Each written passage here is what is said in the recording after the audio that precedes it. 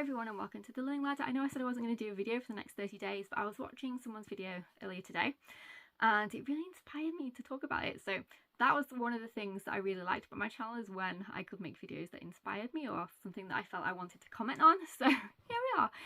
So the video I watched, I'll link below, is from the Mama Librarian, and she was talking about different things during her video, but one of the things that she was talking about was testing and testing in homeschool, and how she wished that other homeschoolers would talk about it more, whether they do it, they don't do it, the reasonings behind it and things. That's what I took from her video anyway. I apologise if that's not what you meant, but I thought I would give you our take on it, because I know it can be sort of a hot topic. It's not for us personally, for me personally, for myself, my daughter, it's not for us, but a hot topic, but it can be. So I thought I'd share my opinions on it, why I feel the way I do. So I'll break it down into 3 sections. The first section I'm going to talk about is what the current testing system here is in the UK if you are in a school. The second part is going to be what my experience was when I was at school, and then the third part is going to be what we actually do in our homeschool. So if certain parts are more interesting, then feel free to flip through. I will let YouTube label the sections for me, because it does that now, which is really smart. Okay, so in terms of the first section, so what you have in school currently is SATs in year 2 and in year 6, and then you can also do, in most schools I assume, the 11 plus in year 6, which would dictate whether you would go to a grammar school in high school. That's in England.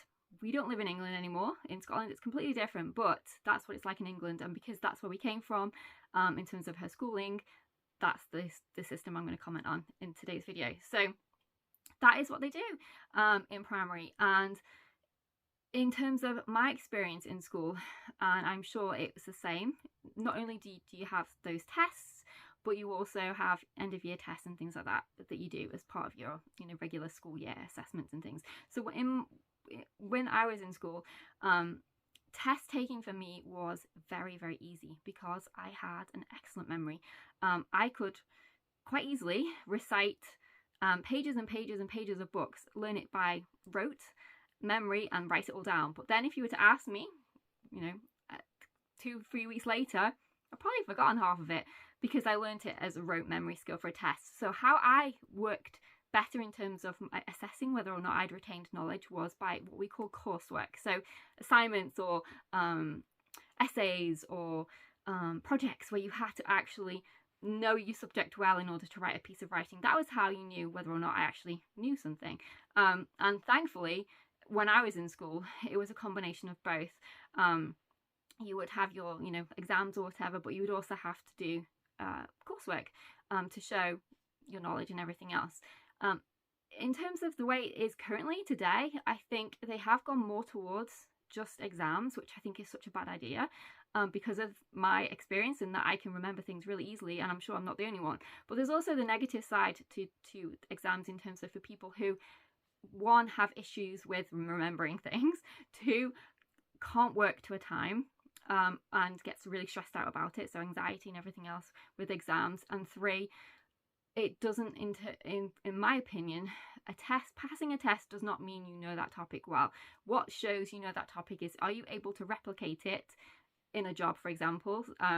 So I don't know, say you were learning to be a plumber and you were given the manual and you learned the whole thing off by heart. Could you actually do it? Could you do those tasks as a plumber? To me, that's how you know whether someone can actually do something, by seeing them do it, not just passing a test. And the other 2 things are really important, particularly if anxiety is an issue with exams. Obviously the candidate is not going to perform well, and when my daughter was younger, that was one of the problems she had in terms of time. If you were to say to her, you need to complete this within a certain amount of time, it would stress her out and she wouldn't want to do it.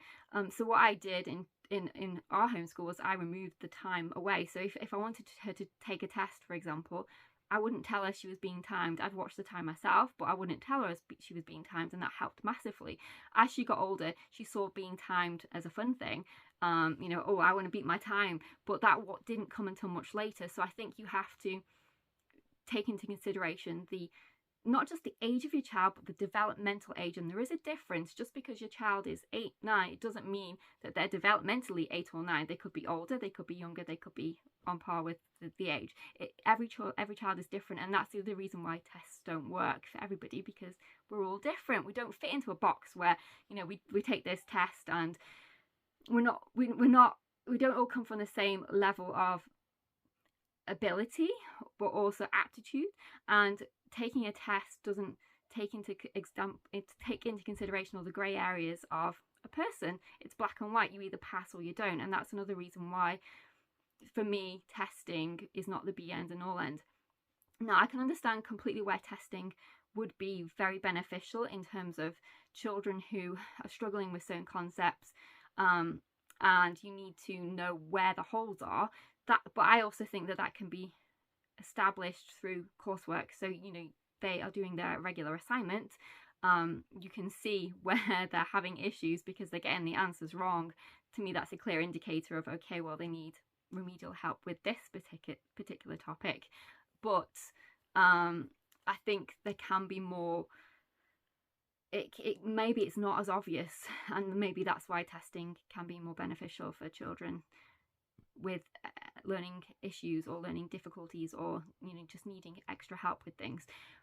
So that's my experience with what it is currently in the system, how I learned, and what it was like for me. Now we're going to talk about what we do in homeschool. So bearing in mind that they do the SATs in year 2 and in year 6. We did not do the SATs in year 2, but I did do the SATs in year 6 with her. So basically all I did was I printed off the exam paper that was on the website. We did do some prep work beforehand, and then she completed the test. Just for me personally to know where she was at. We also have regular tests in our work. So for example, with Saxon, there are tests that you take. With elemental science, there are tests, and then there's obviously other tests in different curriculum or curricula that you may use. We would, or not always, but sometimes use those. The main way I assess my daughter is through her coursework. So through setting assignments either with the curriculum or that I've set for her, I can see whether or not she has improved from beginning to end, because I can take a piece of work from the beginning of the year, middle and end, and compare them. And if it's, for example, if it's literature or English language, I can look at her grammar, her spelling, handwriting, you know, comprehension skills. I can look at, you know, different things that I would feel matter and are relevant. I can see where she is progressing or if she needs extra help on things. Same with maths. Now, my daughter doesn't have issues with learning difficulties with any of her subjects really. So I'm coming from that route, that path, if you like. I cannot comment on what it's like to have a child who has learning difficulties or learning issues or is struggling with concepts, because we haven't reached that point yet. That's not to say we won't. Obviously, we're coming into advanced maths in the next few years. That might change, but for right now, I don't have any experience with that. So I can't say whether or not if your child does, whether testing would help you, because I don't have any experience of that. I don't have any knowledge of that, and it would be wrong for me to sit here and say, oh, why are you testing? Because I can't comment on that, because I've not come across that. I don't know what it's like. But for me, that is how I gain knowledge and assess her currently in our homeschool. Now, in the UK, in terms of qualifications in high school, again, it's completely different than in the US. In the US, in my opinion, from what I've observed, it seems to me that a lot of your work is coursework based. So assignments and everything else, completing curricula, and then getting your points towards credits.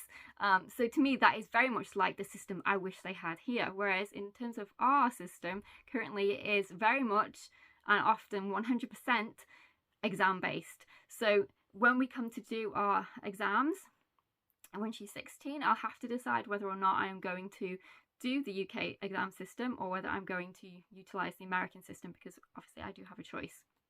I much prefer the credit system than the exam system, particularly, as I said, it is for a lot of subjects 100% based on whether or not you can pass an exam. And I hate that. I hate it with a passion, because from my experience, it doesn't prove that just because you can pass a test that you are competent in that subject. You are oftentimes just learning for the test, and that's why I really don't like it. But that doesn't mean that testing is bad, and I'm not saying I'm anti-test. I just think you have to know why you want to test, and that's very important. Don't test just because you're told you should test, and don't not test because you think you shouldn't either. You have to have solid reasons for why you do or do not do something, as with everything. And your reasons are not anyone else's reasons.